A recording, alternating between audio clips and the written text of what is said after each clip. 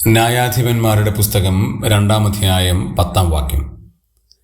പിന്നെ ആ തലമുറയൊക്കെയും തങ്ങളുടെ പിതാക്കന്മാരോട് ചേർന്നു.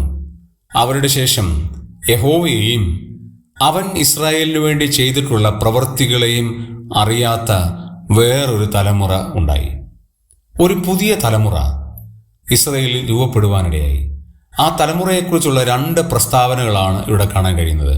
ഒന്ന്, യഹോവയെ അറിയാത്ത തലമുറ.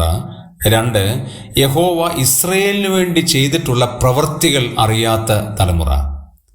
ദൈവത്തെ അറിയാത്ത ഒരു തലമുറയാണ് ഇന്നും അവശേഷിക്കുന്നത്.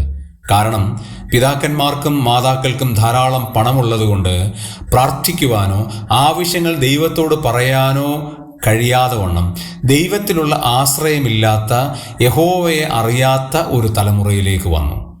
2, ഇസ്രായേലിന് വേണ്ടി ചെയ്തിട്ടുള്ള പ്രവൃത്തികൾ അറിയാത്തൊരു തലമുറ. ഇന്നത്തെ തലമുറയെ നമുക്ക് താരതമ്യപ്പെടുത്താം. ദൈവം പിതാക്കന്മാരുടെ ജീവിതത്തിൽ ചെയ്തിട്ടുള്ള അത്ഭുത കാര്യങ്ങളെ അറിയാത്തൊരു തലമുറയാണ്. അവർ പട്ടിണിയിലും പൈതാഹത്തിലും കഴിഞ്ഞവരാണ്.